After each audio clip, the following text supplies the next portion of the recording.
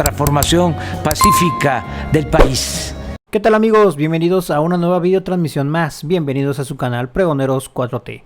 Si la información les gusta, ayúdanos con ese poderosísimo like y compartan la información. El día de hoy, 31 de marzo del año 2022, se llevó a cabo este segundo foro de discusión por el tema de la revocación de mandato. Así lo había presentado el INE.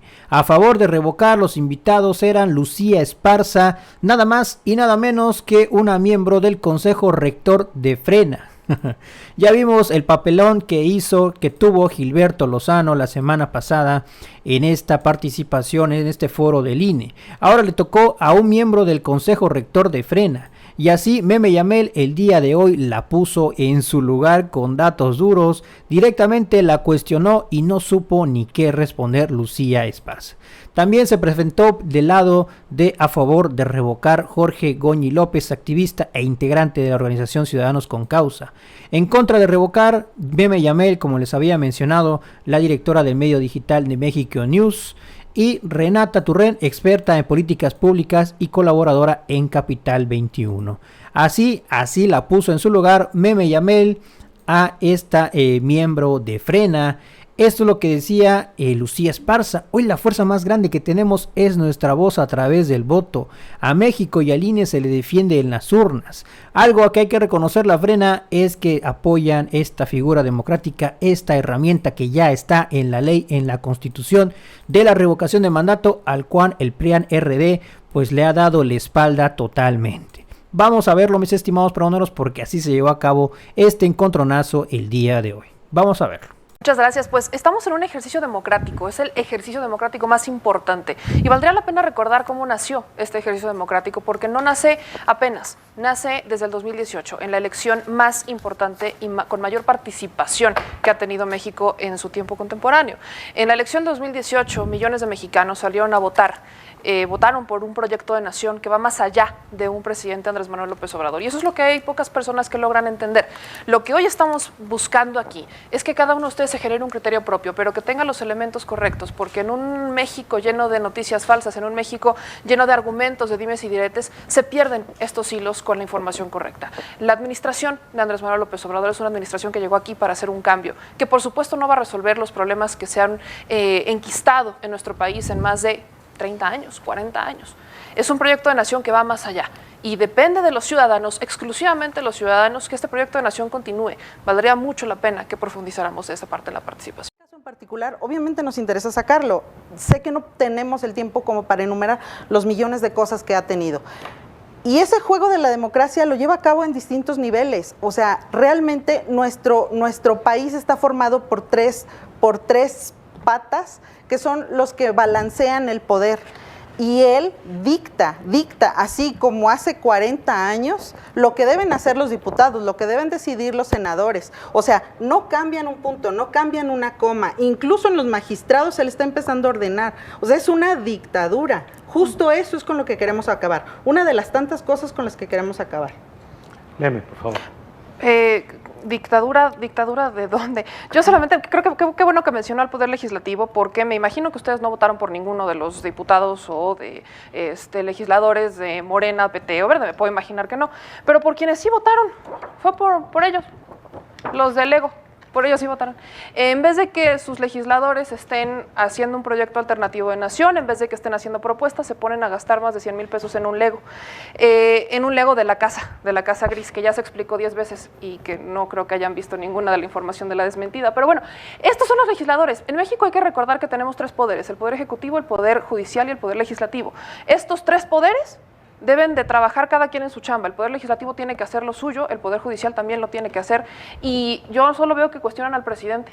Yo aquí digo, si esto es la alternativa que quieren, si esta es la alternativa de legisladores y de proyecto que quieren, pues qué triste que en vez de que se pongan a legislar, en vez de que se pongan a hacer proyectos alternativos de nación, en vez de que se pongan a legislar y a representar a quienes los eligieron, porque por alguna razón están ahí, están haciendo casitas del ego. La oposición es del ego, eso es un hecho, está jugando. El país no es para jugar, el país es para tomar decisiones y ojalá estuvieran al nivel de sus ciudadanos. Y algo que hasta la misma oposición hace es irse en contra de los apoyos que se le dan a los adultos mayores en todas estas pensiones y también en las becas a los niños y niñas que lo necesitan. Y encima de todo, en contra del programa de los jóvenes construyendo el futuro. Así se lanzó este miembro de Frena que estuvo el día de hoy, Lucía Esparza, en este foro del INE sobre la revocación de mandato. Y le vuelve a revirar Meme Yamel, vea nada más cómo la dejó callada. Vamos a escucharlo. Precisamente porque ellos notan eso. Sí es cierto, sabemos que una de las banderas de campaña de López Obrador ha sido el apoyo a los adultos mayores y lo presumen así, como que López Obrador le ha dado dinero. Señores, López Obrador no ha dado un peso a los adultos mayores. Ese dinero proviene de la bolsa de los que trabajamos y pagamos impuestos día con día. Por cierto, lo que yo no veo que difundan es que hace poco en su mañanera él dijo que a partir del próximo año esos apoyos van a llegar recortados. ¿Y saben por qué no lo dijo? Porque ahorita estamos en tiempos electorales, es su bandera electoral y tan es así que pueden ver por todos lados que están vendiéndole a la gente la idea de que si no votan por él se le van a quitar los apoyos y eso tampoco es cierto. Para empezar, los apoyos existen desde muchos sexenios antes.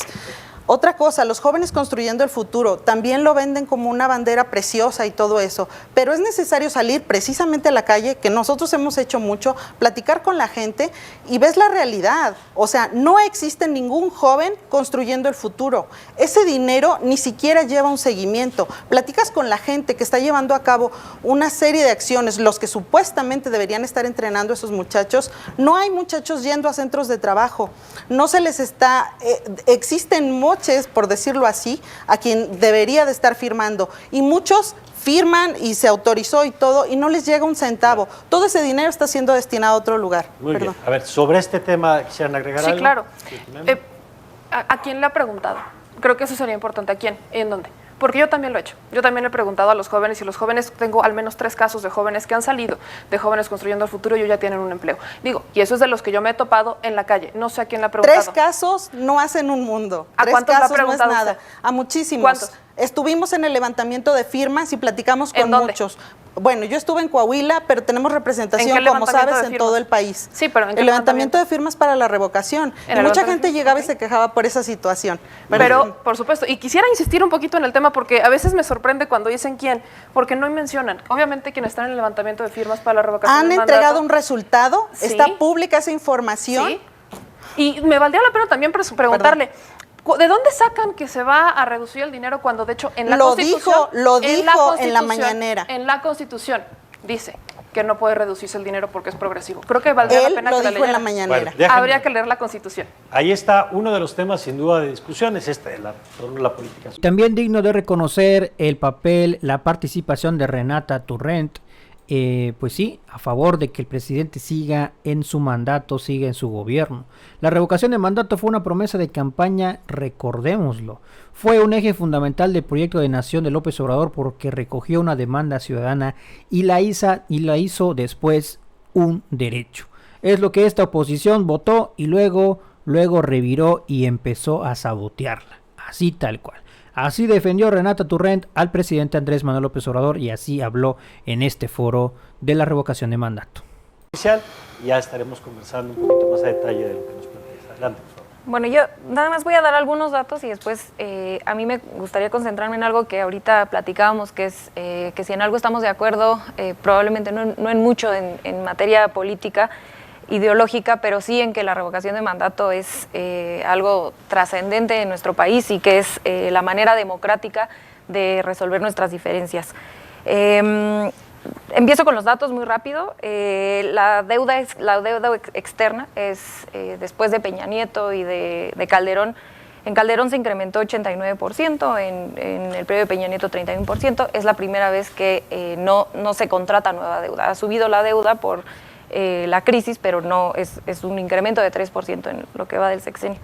La inversión extranjera directa está en máximos históricos, el salario mínimo también está en máximos históricos. No habíamos visto un incremento, como ya decía al inicio yo, de 71% en los últimos 30 y tantos años. No se había ni siquiera incrementado el salario mínimo real. Los grandes contribuyentes por fin están pagando, se les había perdonado muchísimo dinero, más de 30,000 millones de pesos se han pagado en estos años del gobierno de López Obrador. Y bueno, el empleo después de una crisis mundial que de pronto se trata de tergiversar y decir que solamente pasó, como si solamente hubiera pasado aquí, estamos otra vez en máximos históricos. En ese sentido, Renata, tu balance en materia económica, ¿cuál sería? Es positivo, sobre todo después de una crisis mundial como la que nos dejó el COVID, ¿no? Los datos que traigo acá, con estos máximos históricos que menciono, creo que hablan del buen manejo. Me faltó la no depreciación del peso, al contrario, se ha apreciado un poco. Entonces, yo lo resumiría en que ha sido una muy buena gestión de la política económica de nuestro país.